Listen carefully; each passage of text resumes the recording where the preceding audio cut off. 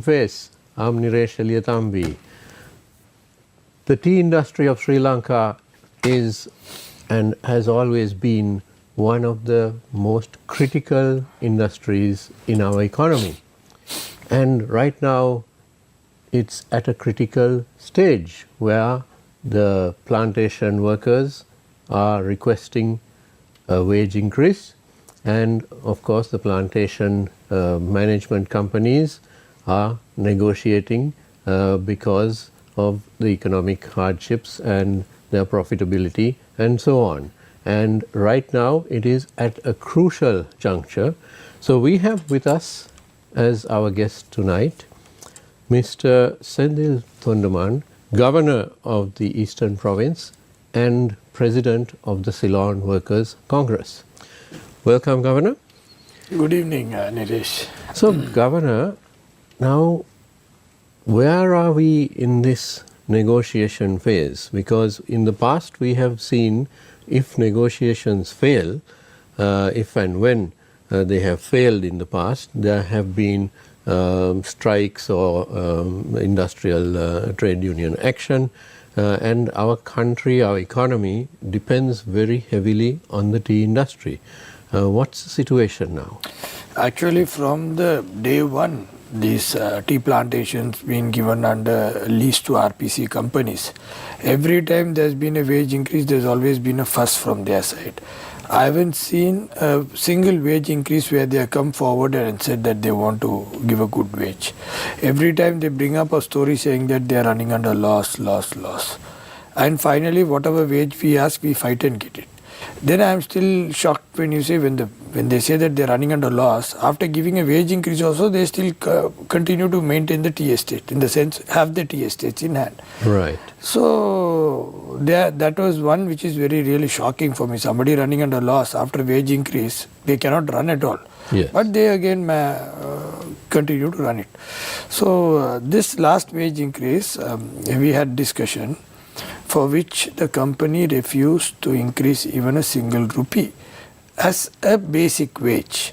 They said they can give incentives. Right. So I said incentives doesn't show a wage increase. Incentive is something where you want to get more productivity for your company to make more profit. That's so right. You're going to give some share on it. That can be given added to the basic wage increase, where the company refused that they're not even going to give a single rupee. They said that they cannot do and all that. Then we decided, okay, then there's no point talking, let's go to the wages board. So to the wages board also twice they didn't turn out. They've been given reasons that they can't come, there's a case going, things like that and all that. So they're not ready to discuss with us also, they're not ready to discuss with the wages board also, then there must be an end to this. So then the minister took a decision that on the union's request that we are making 1,700, and minister also, he goes on the cost of living and all that calculations. And then I gave him a proper justification to the minister, saying that when 1,000 rupees wage was given, the dollar rate was 192 rupees. That means it was almost $5 and few cents.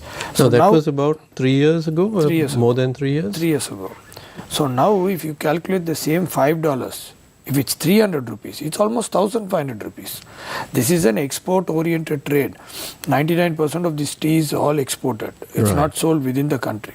So as it's an export-oriented trade, when the company is, when it was 192, when they were affordable to pay 1,000 rupees, naturally they'll be affordable to pay when the dollar is 300, 1,500 rupees, because $5 and few cents makes 1,500. So there's going to be only just 200 rupees of a wage increase, which we were asking, which we want also the company to survive. We never thought the company should shut down. We want the company also to survive.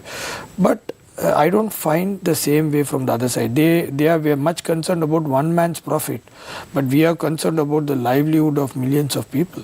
So then we took a stand and we went to the wages board and all that. Now I understand the company has given a proposal that they are ready to increase a 200 rupees wage increase. I am really shocked. 1 month back they said they can't even increase a penny, and now they are suddenly saying they can increase 200 rupees wage increase. So then that is up to 1,200. Yeah, 1,200. 1 month before they said not even 1 rupee. only incentives we can give. Now over a sudden they say we can give 200 rupees basic wage increase. So I think they need couple of shocks to come to 1700. Only if shock treatments are given, they are ready to come out with compromising their profit. They might say the cost of production has gone up. The cost of production of current, yes, I agree, it's gone up. Logistics, yes, I agree, it's gone up. The cost of production also includes the worker's salary. Right. So they are not ready to go up. So then how can they say the entire cost of production has gone up? So now I'm very clear as the president of Ceylon Workers Congress, we will never give in the rights of the worker any day. So we are very strong on that whatever was now the government has notified that is going to gazette, the company should stick to that.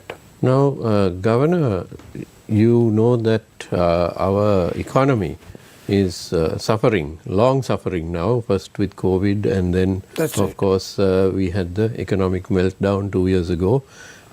Negative growth, negative 7.3% it was, I think, and even last year, overall negative growth. But the last 2 quarters, there has been some positive growth in GDP. Now, the tea export industry is a vital part of that. So, what would happen to the economy if the industry were to shut down even for a week or two? There are 2-3 things. You know, in COVID, the only industry functioning in Sri Lanka was tea and rubber plantation. That's right. The only industry. Yes. And with that revenue, that then government at that time was running the country. All right. So in spite of the physical risk what the community has to face, the company kept on making money. Right. Right. They gave work. They told work. Next, after the dollar hike, the people who are in export trade are the people who became billionaires. Okay. Because of the increase in dollar rate. Right. If they were manufacturing something here for 200 rupees, and when the dollar rate goes up, when they are going to sell in return, when the dollar rate popped almost 2 times. So if they were selling something for 200 rupees, they got the price of 400. No? On export, it almost doubled. So I will not say that the tea plantations have made a loss during this period and all that. In fact, the people who were on export industry have made their entire lifetime money because of the sudden increase in dollar which jumped. So I am very clear that yes, the industry should survive, but not on the cost of the workers' hunger. So I am very strong on it. Because even the estate superintendent buys the bread for the same price what the worker buys. Right. So, you know, the estate superintendent is being paid on lakhs. So that's he's talented, he's skilled, he's efficient. Yes, he must be paid. I'm not saying no. But the estate superintendent will not go and pluck tea daily. Right. So that should be done by the worker, where he is involved with physical effort as well as with mental effort. And leaving that, then he has to go look after his family, then he has to work from morning till evening, and he has the rest of the work to be done. So at least he doesn't make a saving, at least he must not be compromised on a day-to-day living. And I feel that 1700 is very reasonable, where it's a win-win situation for both people. Now, Governor, the number of people who have fallen below the poverty line nationwide is quite enormous. Tell me about the effect of this on the plantation community. Have a lot of them fallen below the poverty line? Now, if there is no wage increase, there is going to be a drastic drop on the workers going to tea estates. Right. So where they will be leaving to overseas for work and they'll be coming down to Colombo for work, they will be transforming their job to something else. You have to survive, no? That's so right. the tea plantation, I feel that they have an intention to shift to machines, like in Africa and China and all those where they have more machinery work. So I feel so that, you know, they have less headache. Dealing with one machine is much lesser for them headache rather than dealing with 1,000 workers. So I feel this can also be, I'm not 100% sure, but this I feel that this also can be a reason why the tea plantations don't want to increase, so that the workers leave the job and go. So they easily transform into machinery, saying that there are no people, and so we'll have to use machines. This can be a reason. And there's also another reason what I feel, that these tea plantations are not owned by these people. They have another 20 years or something. So they feel, why should we reinvest on it? When we have another 20 years, let us squeeze it out and then hand it over and get it. Because these are all government tea estates. No? So I feel these two are the main reason, but they are up to, that's what I feel as a trade union working with them very closely. I don't blame their, this thing, on their point of view, they are not come to do a free service to plantation, or they have come to make money. Right. So their motto is first to make money. Our motto is first to make sure the trade union rights are preserved and it's looked after. So the intention of both parties are different. So on my intention, I feel what they are doing is wrong, and the amount of tea factories which we gave to them, initially functioning tea factories, I don't think even half of them are functioning now. So all these tea factories are being shut down because certain tea brands have more value in the auction.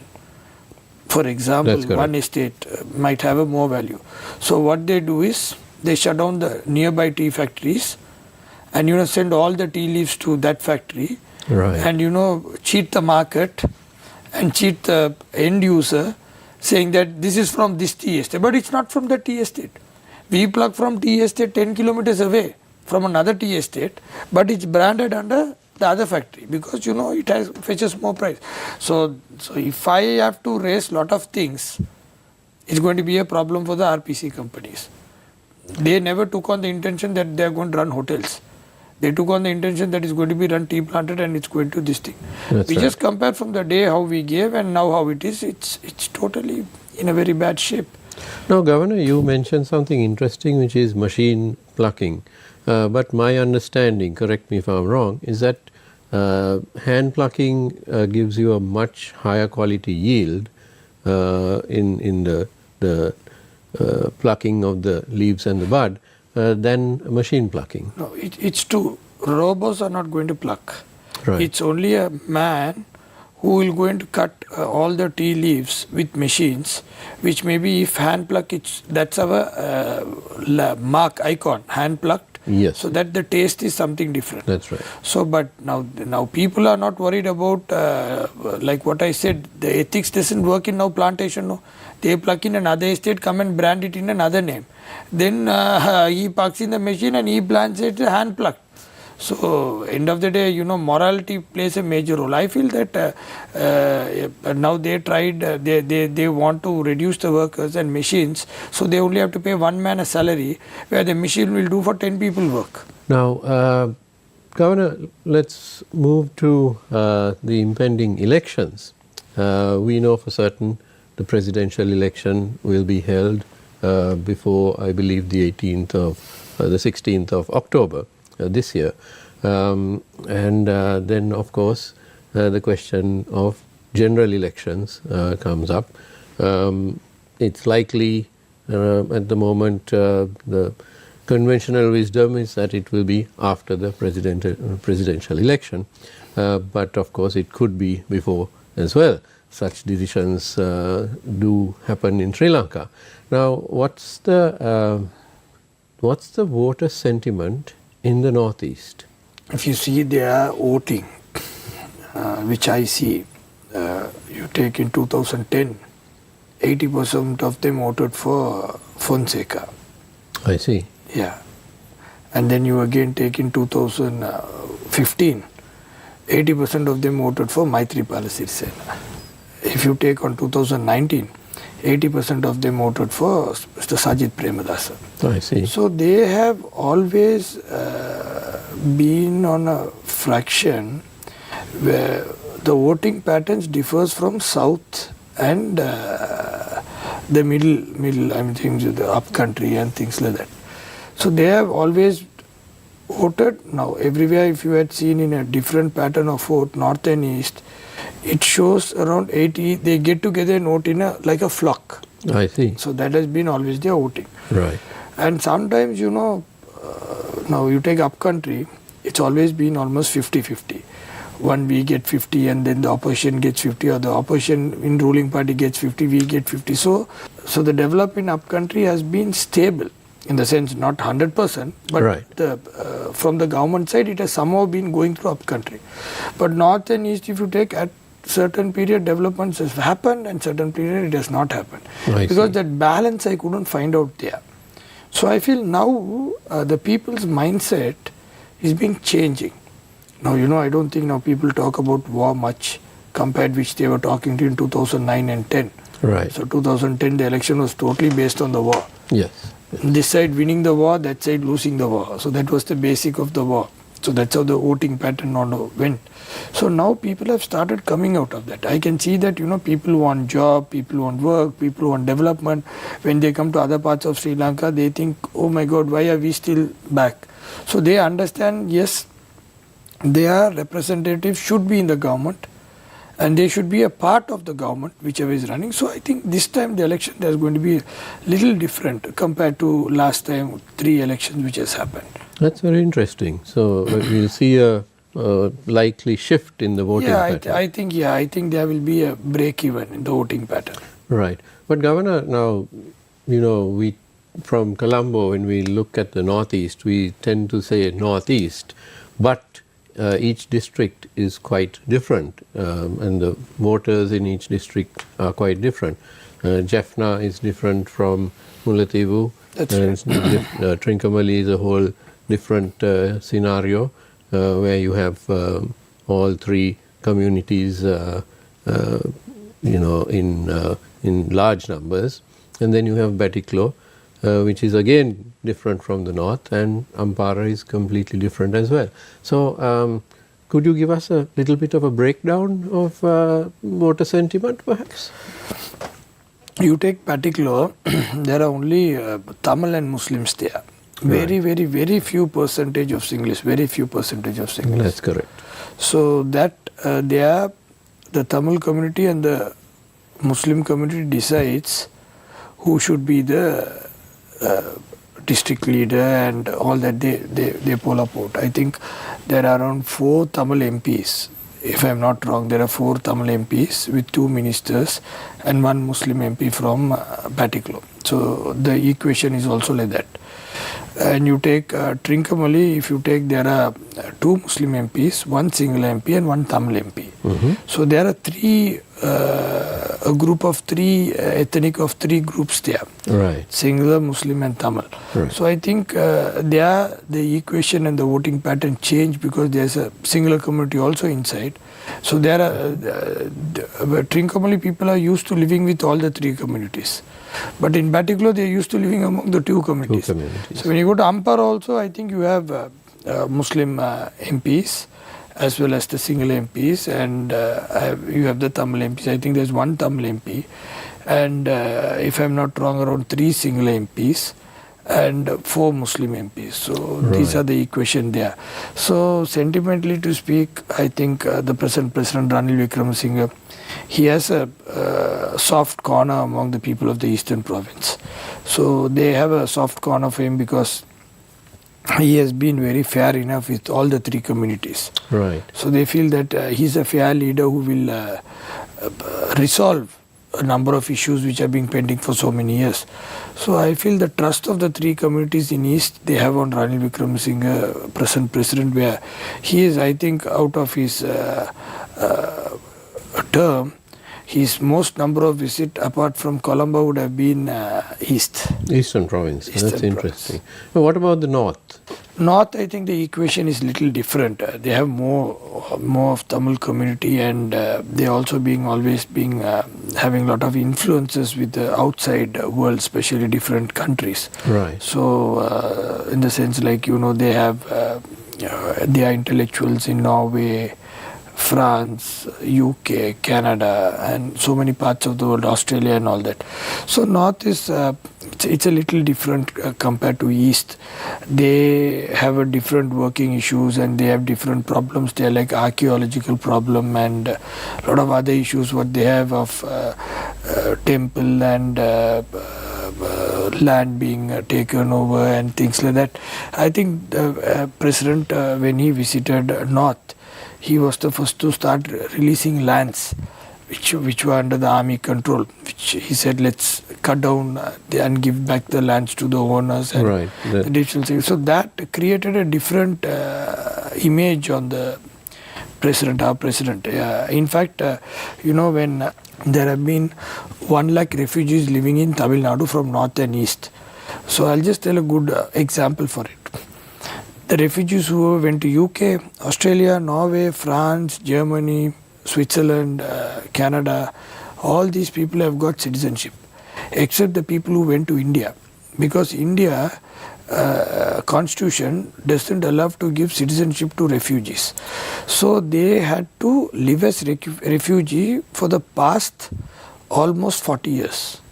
I see. They're living as refugees. Their children also is counted as refugees. Then I briefed His Excellency President Ranil Wickremesinghe that these 1 lakh people are our asset. Right. They are our own people. Yes, I understand there's been a big misunderstanding between communities in Sri Lanka, but end of the day they are our people, and yes, we'll have to take care of them. And President was quite open about it. He said, no, yes, we'll have to look after them wherever they are. So end of the day, even after 100 years, those people in India are not going to get any status except refugee. So then we decided, our Excellency President Ranil Wickremesinghe, then NSA head Mr. Sagala Ratnayaka, President Secretary Samaneka Nayaka, then Immigration Minister for Immigration is Tiranalas, and also Foreign Affairs Minister Honorable Ali Sabri, and the Chennai Deputy High Commissioner Mr. Venkatesh. And it was a very big teamwork to get all, and especially the Minister Vijayadasa Rajapaksa for Judiciary, all of them organized this and got this. Now, you will not know, I only went and inaugurated there with the Ambassador Shenuka, Indian Sri Lankan Ambassador in Delhi, Mr. Shenuka. We started giving passports for them. I see, that's excellent. International passport. So now their auntie in France or their brother in Canada can sponsor them and take them from there to Canada. Oh, I see. Otherwise they can't go out anywhere, they're just as refugees there. Right. So now President Ranil Wickremesinghe opened a gate for their livelihood for 1 lakh people. They can go to any part of the world. They can go to work, they can go to studies, they can go to anything. Even they can come to Sri Lanka back. Otherwise, the only option they had was to get deported back to Sri Lanka as refugee. So now, President took this initiative to make sure that yes, the Sri Lankan government, North and East, is not a separate state. It is a part of Sri Lanka, like how southern provinces, western provinces there, and all the people of different areas have different issues for which the president is specially addressing to all these things.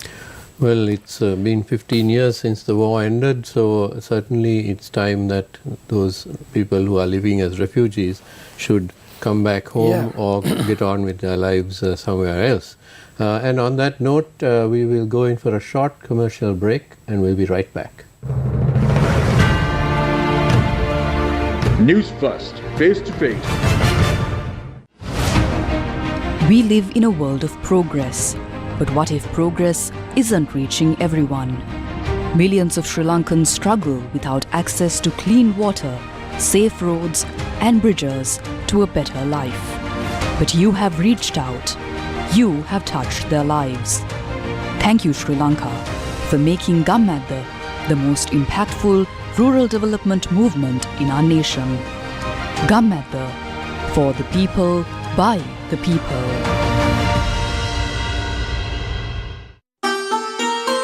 The most vibrant celebration to celebrate the 3 major events in the life of the Buddha, his birth, enlightenment and passing away.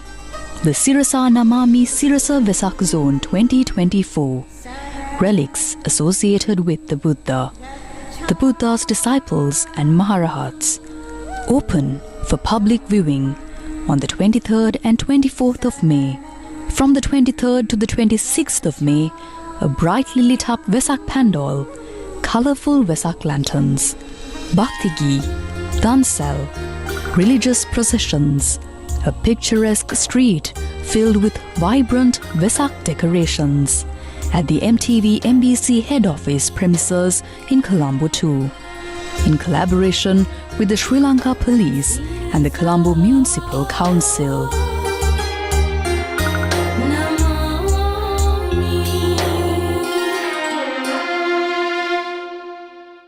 සිම්පත හරියට ලියාපදිංචි කරගෙන තියෙන්න ඕන. සමහරව එහෙම දන්නෙත් නැහනේ. මේ සිම්පත කොයිතරම් වැදගත්ද කියලා මේ දුරකථන පාවිච්චි කරන හැම දෙනාම දන්නේ නැහැ කියලා තමයි මම කියන්නේ. මැයි වලින් පස්සේ ලොකු ගම් වතුර තත්ත්වයක් එන්න නියමිතයි කියලා. කාලගුණ විද්‍යාඥයින් අනතුරු අංගවන පසුබිමක ඔබ කොයි විදිහටද මේ අපේ තෙත්බිම් සම්බන්ධයෙන් දකින්නේ? කොළඹ නගරයේ තියෙන නාගරික තෙත්බිම් වලින් 21%ක් තියෙන නාගරික තෙත්බිම් වලින් වැසි ජලයෙන් 39%ක් රඳවා ගන්න බව. දැන් විලත් නගරයේ කටයුතු කරන කට්ටිය දැන් එනවා පරිපාලනය නගරයට. ඔතන මේ දන්නවා හැටි අපි ගත්තොත් අරවතුගොඩ එහෙම නැත්නම් කිඹුලවල ප්‍රදේශයේ අපිට තියෙනවා රැයට කෑම කඩ. ඉස්සර ඒක තිබ්බ කොහෙද? කොළඹ. දැන් ගොඩ දෙනෙක් මේ පැත්තට එන්න පටන් ගන්නවා. මොකද ඒගොල්ලන්ට අර කොළ පාට ගතිය, මේ තියෙන බ්‍රීස් එක කියන්නේ ඇඟට දැනෙන වෙනස අනිවාර්යෙන් දැනෙනවා. ජාතික මෙහෙවර සතියේ දිනවල උදෑසන 11ට. එයාගේ මැසේජ් එකේ ඔබ මාසයක් හිටපු නැති එකේ අතර මොකක් හරි ගැළපිල්ලක් තියෙනවා අයියේ. ඒක නිසා ඇත්ත කියහන්. උනේ මොකද්ද කියලා එකෙක් හරි දරගෙන ඉන්න එපා. උඹ අර කෙල්ලගේ තාත්තට කතා කරන්න ඕනේ. කතා කරලා උඹේ නේ යගේ කතන්දරේ උගේ ඔලුවට දාන්න ඕනේ.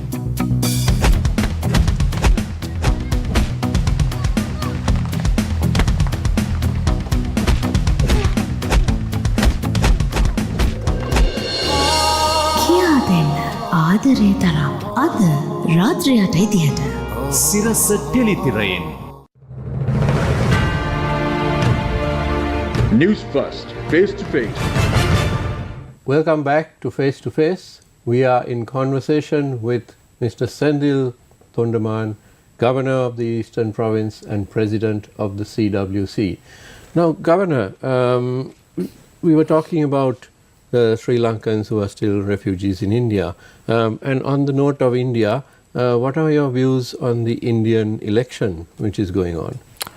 No, Indian elections, I think 2 times, it's one of the largest populated country in the world, one of the largest.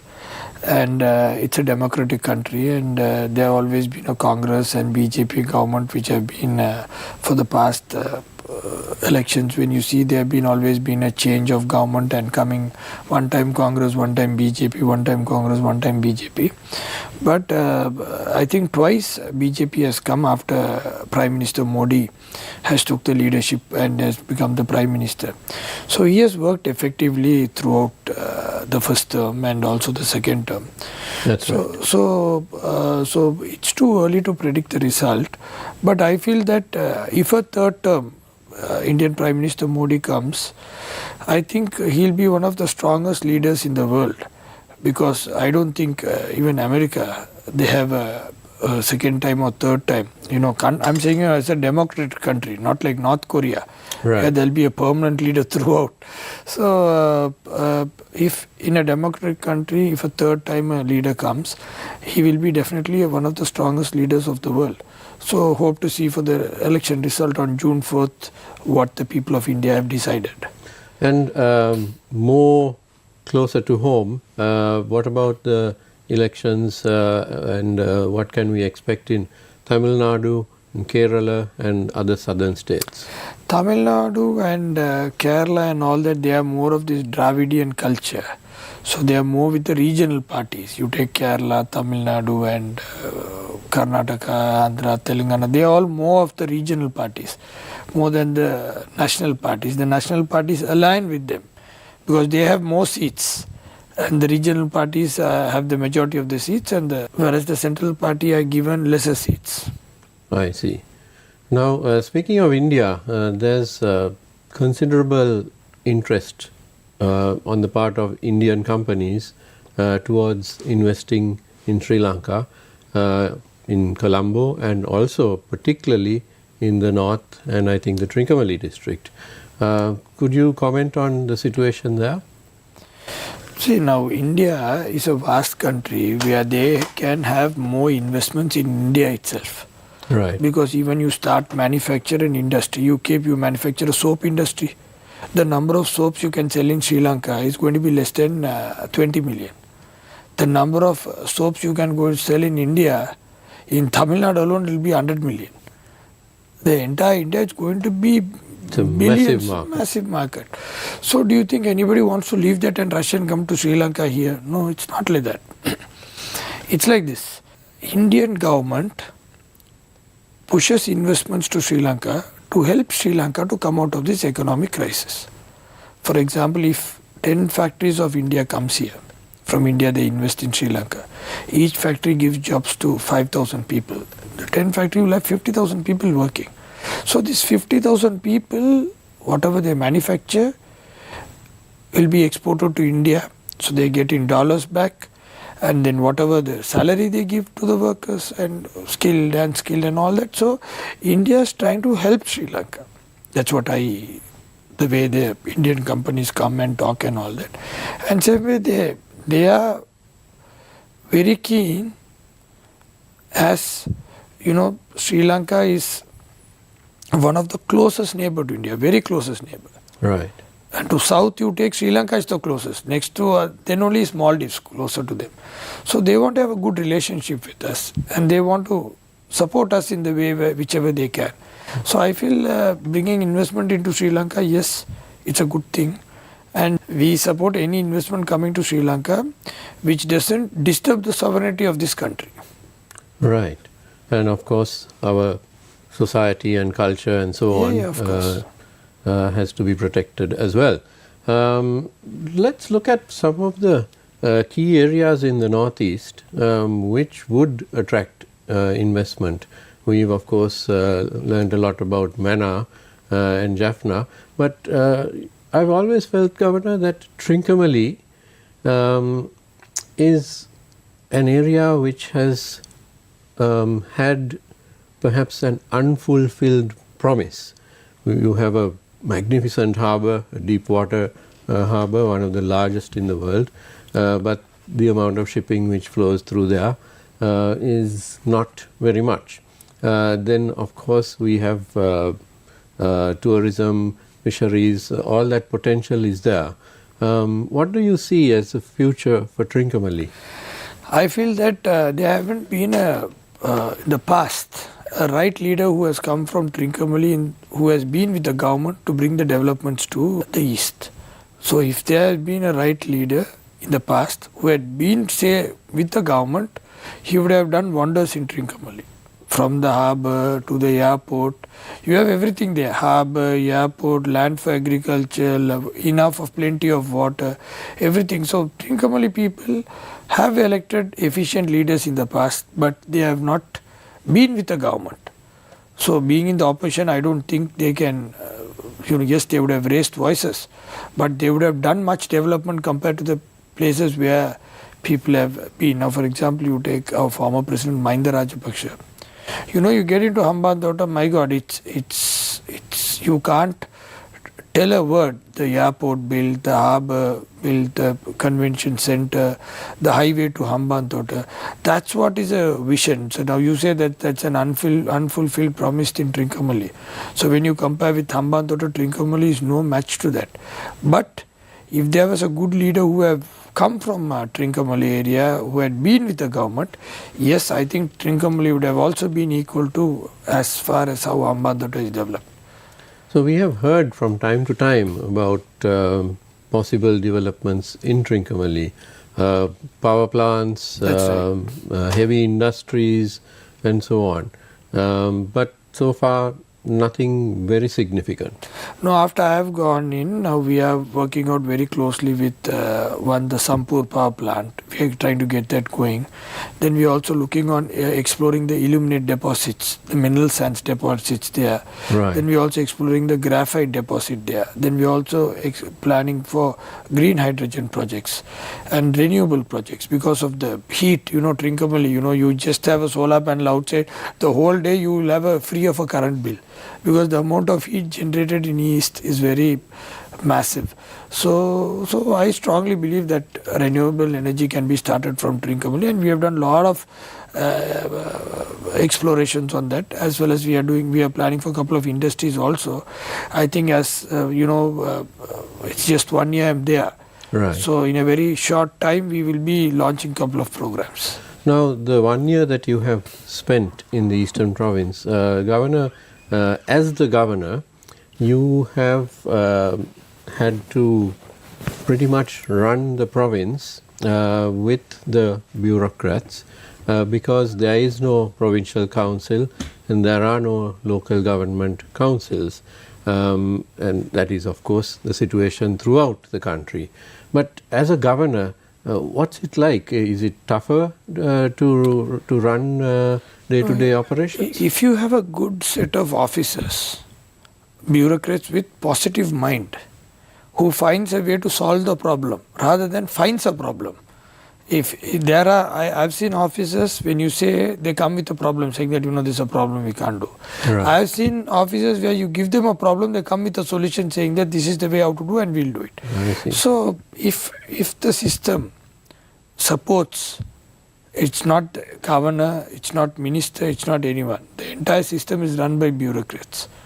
So though we are heading the administration, it's like a war. Just, when you go to a war, only the king can't fight and the soldiers are just relaxing and watching and, just this thing doesn't make the victory. Right. Everybody must fight in this. Like that, to develop, everybody must work. If everybody works, I think any job is easy. But to my thing, yes, I have 90% of my officers are very good. I find them very positive, and in fact I find them very efficient also. And they didn't have an opportunity to develop, and now we are giving them the fullest opportunity to develop the area. I find certain around 5 to 10% officers who are not interested on any development. They think morning we come, evening we go, we get a pay. Why should we do all these things? So those officers also I'm advising them. I'm just telling them, look at the other officers, look how they are working. In fact, whatever I get the foreign trips, I give to the officers and encourage them to go, who are working good. So these things, we are motivating them, and I feel that they get a very good exposure when they go to overseas and see, how quick things are happening. So the only in Sri Lanka, which I have observed, we go by still 1950s. 1960s, what time this constitution was done, and after that the parliament, few gazettes and things like that. We should upgrade ourselves. Okay. Now, for example, if it's a land which doesn't belong to forest, Right. somebody wants to put a project, still they have to go and get the NOC from forest. When it doesn't belongs to forest, I don't know why you'll have to get an NOC from forest. When you don't have a wildlife at all at that place, still you have to go and get a letter whether you have wildlife coming or not. Then if you don't have then you have to get a letter from UDA. Then you have to get a letter from Pradesh Sabha. Even though cabinet has given approval for a project, then you will have to get the letter from the divisional secretary. If it's a coastal belt, then you will have to get a letter from a CCD department. Then you will have to get a letter from archaeology. When it's not an archaeology gazetted site, if you're going to do something inside archaeology gazetted site, I understand you have to go get the clearance, which archaeology is never going to give. When a land doesn't have anything with archaeology, you have to go and get a clearance from archaeology. Like that, if you are going to get clearance and then from UDA, like that from every department, any investor or any development coming into Sri Lanka is not going to go through. Like what you asked is going to be an unfulfilled promise. 9 departments would have given. 1 department wouldn't have given. So the entire project would have failed. So we have to understand one thing. Anybody coming, until and unless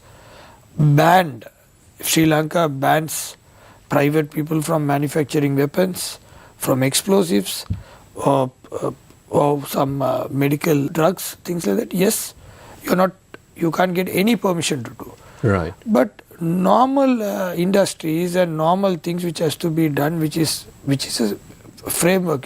For example, you put a rubber industry. I'm just telling you an example. Sure. So you have to follow the regulations connected with environment ministry, not with archaeologically or forest department. So like that, we have to make sure that subject, only that ministry should give clearance. Because, going around, even though cabinet has approved, you have to get so much of clearances, so which delays so many projects. So I feel this system, it should have changed. And at the same time, Sri Lanka is not the only country in the world which the investor is looking at. I had two investors who called me after they went to Singapore and Dubai. They said if I would have been in Sri Lanka, still I wouldn't have even kept one brick to start my factory. But now I have started my factory in Dubai. Another person is telling in Singapore. He said I came and gave application in Sri Lanka, Singapore, Dubai. Same time. We are running factory. But you all are still in the preliminary level of inspection to give the approval. So then, maybe if it takes another 6 months, he might go to another country. Indonesia, Vietnam, or different countries not going to. So we have right people coming, but we must make sure that they are given a good hospitality and they are given a good opportunity to work. Now, I think the BOI chairman, Mr. Dinesh Veerakodi, he's a very active and a smart person, because I see that he bought down the FTA for $500 million USD. From US, like that, he is bringing lot of investments. So whenever an investor come, when I send him to, I feel very confident to send to the BOI now, as well as the DG is also very active, because the Minister Honorable Dilum is also there, very actively working, because they get a positive idea to start up an industry in Sri Lanka in East. But when certain officials, when I send, he comes and says, thank you very much, we are not going to put industry, but please don't send anybody else to that officer again. So the thing is, Governor, that's a sad situation where now you mentioned the names of certain officials who you hold in high esteem, but it shouldn't depend on the individuals. It should be a system, and everybody should be working on the same page. It should not be dependent on, oh, that's a good official, this is a bad official. That shouldn't have any bearing on it. It all depends on how quick and how you solve the problem, no? You go to a doctor, he gives you a tablet and you're cured, so he's a good doctor. You go to a doctor, he gives you a tablet and you become still more serious, he becomes a bad doctor. So this is where it is, no? So officials, like how people scold politicians, people scold all the government hierarchy and all that, but the responsibility lies with everyone, not with only one person. So like what I said, I have sent almost 10 investors to BOI, in which 8 of them have agreed to start the industries in Sri Lanka, which they are going to do, and HE is going to come and launch. Same way, I have sent the industrialists to other departments also, where they are coming and saying that no, 10 of them sent, even 2 of them have not been happy, saying that we are happy that we want to do it. So this, I feel that BOI must still have more powers to deliver things on the idea, on the maintaining the national interest and quickening the process. But Governor, now at a time when the country needs the foreign exchange, we need the investment, it's a crime if certain officials are, due to whatever incompetence, they are blocking these investments, and the investors are taking their millions of dollars and going somewhere else. So what I feel is government must have an efficiency management committee.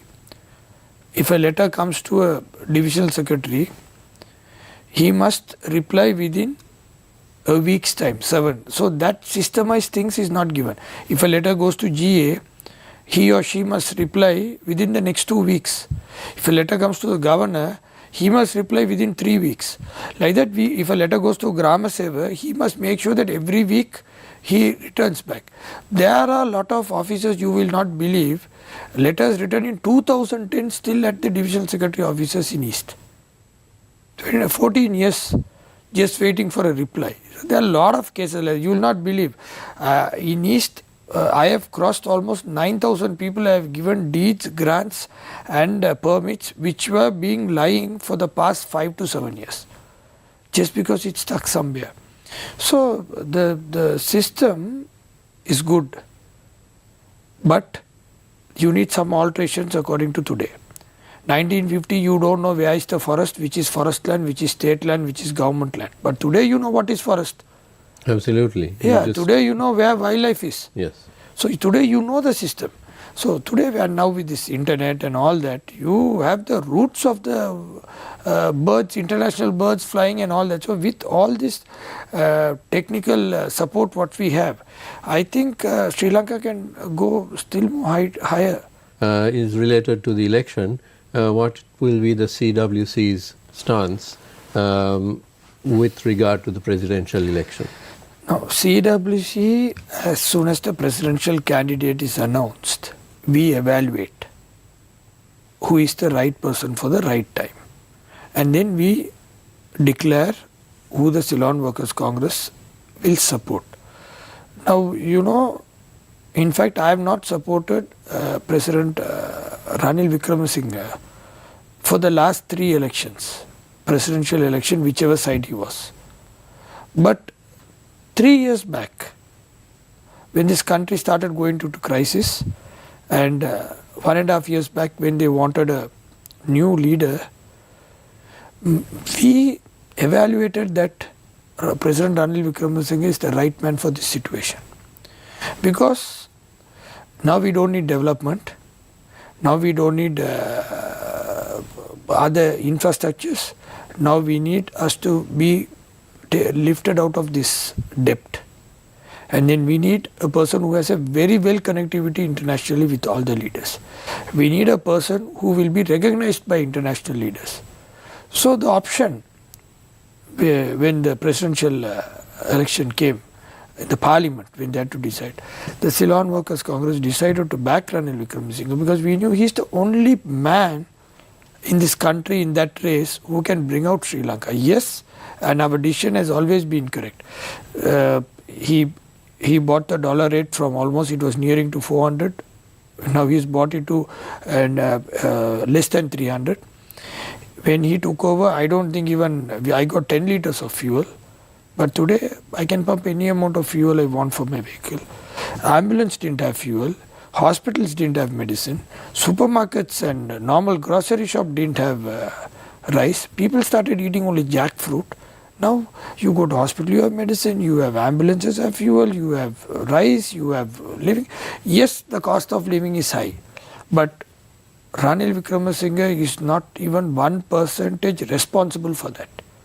He has brought down the cost from, otherwise now I think fuel would have, if this continued like before, the fuel would have gone to a huge amount. Now 1,000 rupees even it would have gone, but he got down the prices. I think I remember 450 and all that, now it's come to 300, and I hope he's building economy, and I'm sure that if he continues another term, I am 100% sure that we'll be out of this issue. If people think that no, we want to do a magic and do something, then this is not the time to take a risk to choose, shall I choose A, B, C, D. We have the option, we have a man who has proved, and we have a man who says they are going to prove.